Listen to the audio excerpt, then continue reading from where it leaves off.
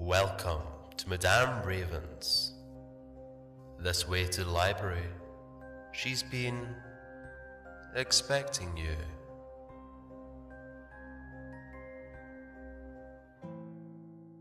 The Golden Saffron, Farmer Perfidioos' Tale, Part 2, by Michael Lockhart. In his exhaustion and despite his greed, he slept through the opening of his door and the quiet steps that led to his bedside. He slept through the lifting of the blanket and the rough wrapping around the coin. It was only when some deep part of his mind twitched in caution that his body followed with a snort and an expulsion of some recently brewed gas that the intruder quietly fled. The next morning he slept late, but awakened much refreshed. He rose and found his clothing piled neatly outside his door, still a little damp, but as clean as it would have been after the abuse of the previous day. He noted that at least the major tears had been neatly repaired, no problem. He'd soon have the finest attire available, he assured himself. He donned his shoes and clothing and walked into the main room of the cabin. The family had risen early, as usual, and had quietly eaten breakfast without disturbing the ravenous appetites slumbering in the next room. None of them had noticed that the young girl who had been left weepy and sullen last evening was unusually quiet. She normally had much on which to commit, which earned her numerous pinches and cautions, and caused her to spend an inordinate amount of time weepy and sullen, despite her loquacious and inquisitive nature. The Gerber-Gertie brood were almost all outside and about their chores when Profitios sat himself heavily at the table. Gertie noted that he had again placed his heavy burden on his lap and was careful to keep it covered under the table. "Good morning, Farmer. I trust that the bed was good enough for a full night's rest." Perfidioos grunted his assent, failing to note the hint of sarcasm in Gertie's tone. "What's for breakfast?" was his terse reply.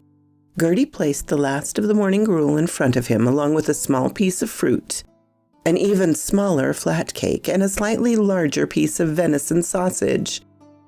"Are you satisfied with the cleaning and repair of your clothes? My eldest daughter stayed up last night and did most of the work." Perfidioos possibly nodded as he demolished the meal in short order and then dug in his pouch for a moment. He removed a couple of small coins and placed them on the table. "I trust this is adequate recompense for the night's lodgings and the laundering and tailoring service." Gertie gave a terse nod of agreement that he did not even note, much less acknowledge. "Perhaps I will see you on my return." "Good day," he said as he pushed back his chair and started to rise. While he ate, his mind had been working furiously. He wasn't sure that he would return other than to perhaps retrieve his daughter and maybe buy out his fellow farmers. "I'll hire them to work the land while I live a life of luxury on my baronial estates." His plans had become even more grandiose. Again, as Bubbers had, with a little consideration and another night in close proximity with the Golden Saffron. However, he had to ensure that these country buffoons would think nothing of the burden in his sack. He did not want them to spread tales or answer questions from any busybodies who might follow. After all, he'd left Creekside rather precipitously, and he was a leading citizen, as everyone knew. Eventually they would take notice of the loss of their leading citizen, and someone might come looking for him. He likely had a good lead despite his misadventure of the night before, but why take chances?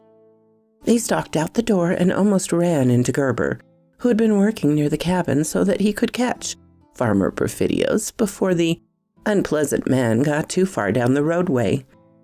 He wanted to warn the traveler of bandits one more time. He might even warn him of the glowing eyes he'd seen on the verge of the thicket. Even a man such as this farmer likely did not deserve such a miserable fate as to be robbed or devoured by monsters. Perfidioos looked at him in an annoying fashion. "I've paid your wife, good man. No need to bar my way." I may see you on my return." With that, he attempted to brush past the man's ridiculously muscled chest, and the forester, come way station manager, stepped aside. Perfidioos then resumed his stalk towards the track of Deltari, clutching the heavy item to his chest. Perhaps he does deserve such a fate, Gerber considered, and then said towards Farmer Perfidioos' rapidly retreating bony backside, "Good farmer. Keep an eye out for robbers, and farewell." Inside, he was not very enthusiastic in his well wishes, but he was a good sort and tried to avoid wishing ill on others, even on unpleasant folk. Perfidioos stamped and tramped for a good while. He filched a gourd full of water from Gerber's yard as he left. There was a supply of them along the fence rail. Gerber kept them available for travelers, so Perfidioos could have asked for one. Yet it was simply not in his nature to ask others for permission, and he had yet to have the need of begging for forgiveness or for anything else in his life.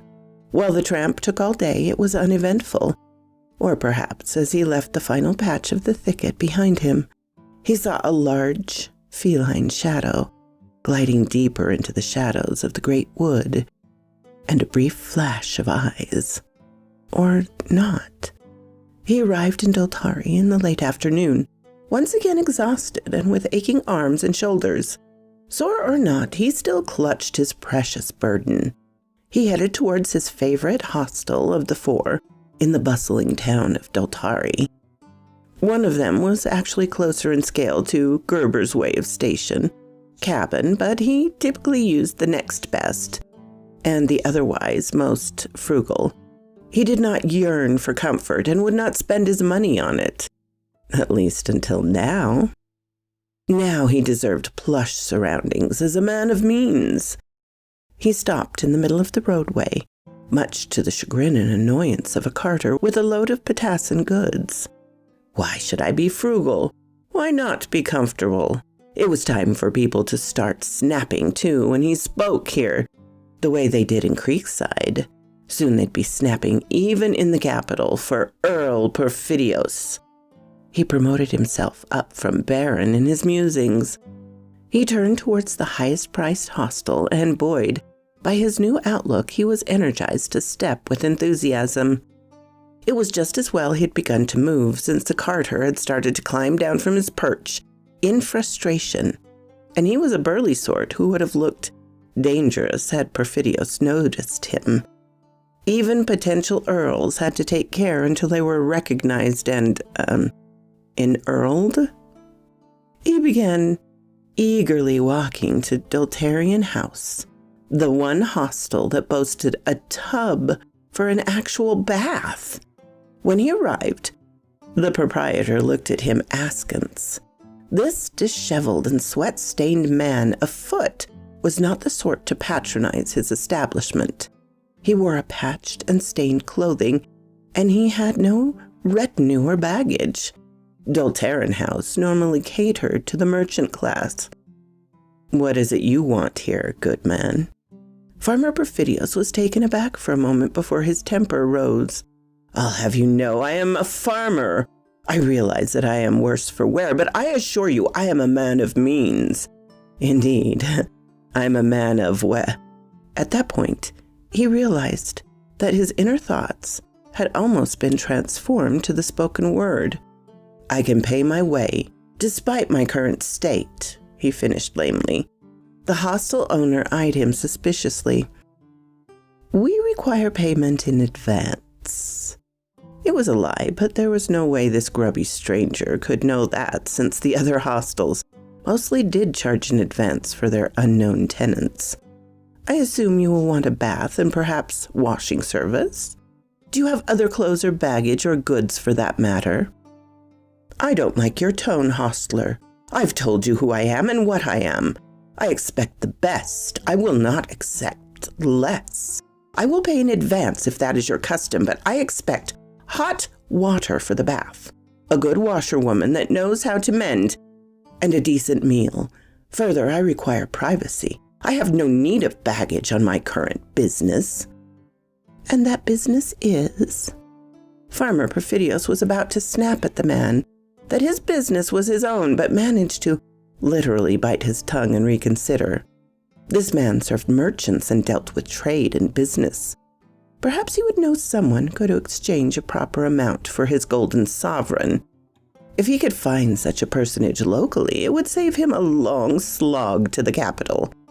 At some point, he would have to take a chance, and this man was haughty enough that he must himself be a man of means. Besides, he could soon buy the place and have it demolished or have the man work for him as a servant, a poorly treated and abused servant. I will need to meet with someone who understands the exchange of money, the ability to provide a sum of smaller coins for a larger denomination. Can you provide such a service or point me in the right direction?" The hostel owner, one Perfidioos, managed to look down his nose at Profitios, even though he was several inches shorter. He assumed that Perfidioos' treasure would be at best a small gold coin or a large silver. "I will likely be able to help you for a small fee. If not, I will point you to one of the merchants or other businessmen. Again, for a fee." It had never occurred to him there might be such a fee for such an exchange. Why would you claim a fee? It's not your business to serve. Farmer Perfidioos' nature and years of habit had once again asserted himself. His natural parsimoniousness and petty snobbery were activated despite the vast wealth he currently clutched to his breast. "Well, if you do not need my help, then pay up and take your lodgings," he sniffed, "and your bath." Profitios realized that he once again had been hasty. He would have to get accustomed to paying others to do for him. It was not as though he would ever run out of money. After all, his coin was used to pay national and international debts. It would feed the poor masses in magnesium for a year, and those masses were indeed large. "I think I see why you would require a fee. It must require much of your time and attention to maintain proper contacts. So which of the merchants of business is wealthiest and can provide the best exchange?" "I cannot divulge that information, good man. You might be a spy or a robber band for all I know. Besides, it's in poor taste for me to make such inquiries of my guest." In fact, he knew the value of each of his regular customers, fellow businessmen, and above all his competitors, such as they were. Better that they knew it themselves. His suspicion of spying was natural, since he himself employed such means to keep up with the trade that flowed through his town. Farmer or not, this man was an ignorant country slob. I'll get what I can from him, fleece him, and get shed of him in short order. I can tell you, however, that if I had such a matter, I would see Merchant Averesis. In fact, you are fortunate. He is due to pass this way any day, and he always stays under my roof. Yes, I know the man. He comes to Creekside on occasion, when he has taken the western track in his travels. Fortunate that our paths will soon converge. I'd forgotten that old robber. Never knew he was all that wealthy. Just thought he had a taste, literally, for farm wife Megapow's ample bosom. He pays well for my cattle. As he should, they are the best. With his mind still racing, he emptied his pockets to pay for the room. He had just enough for 2 days, with 1 cold bath and 4 meals. He'd have to wash his own clothes, and the temporary mending that Gertie had done would have to do for the moment. As soon as he had exchanged the coins for usable currency, he purchased new clothes. Now all he had to do was wait and keep an eye on his fortune. Perfidioos grudgingly took his last coppers and 2 bits of silver shaved from a large coin. "Will you still be needing the service of a washerwoman?" Farmer, soon-to-be Duke Perfidioos, flashed a malevolent grin, the only kind he was capable. "It will wait until my business is concluded. I will still need privacy." And of course the bath, cold though it will be, snarked the hostile owner. The imagined Duke Perfidioos sunk into the tub of frigid water as quickly as he could manage. All his stringy muscles tightened and his bones racked together from the sudden chill. He knew it was best to drench himself and scrub quickly. Yet he was tired and his mind was distracted by dreams, similar to those in which his bubber, reveled.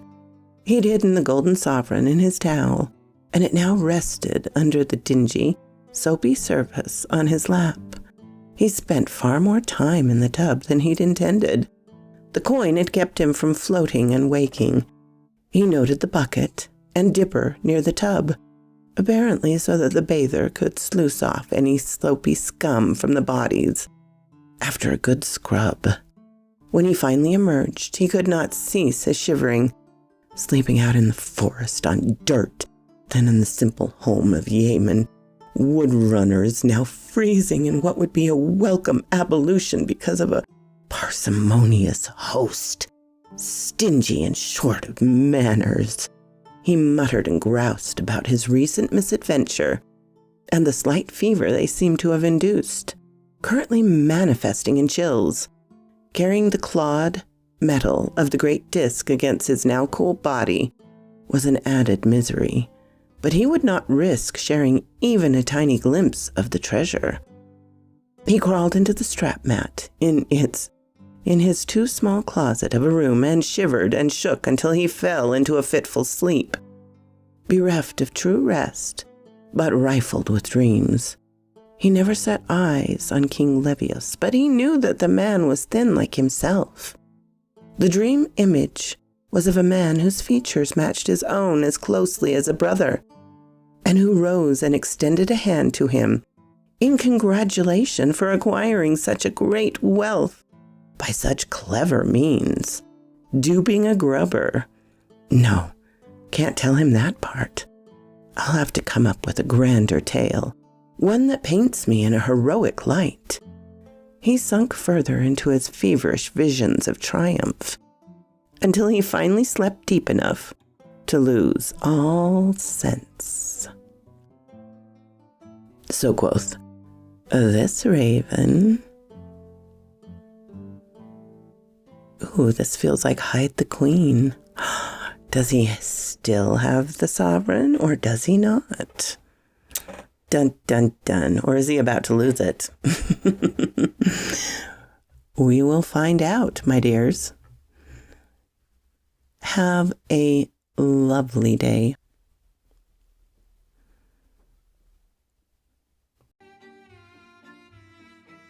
Thank you so kindly for stopping by my chateau, my darlings. It does mean so much to me. Please, if you have not subscribed, as many of you have not, please do so.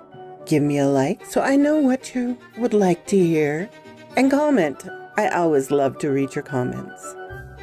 And special thanks to my Patreon and membership supporters. Ciao, darlings.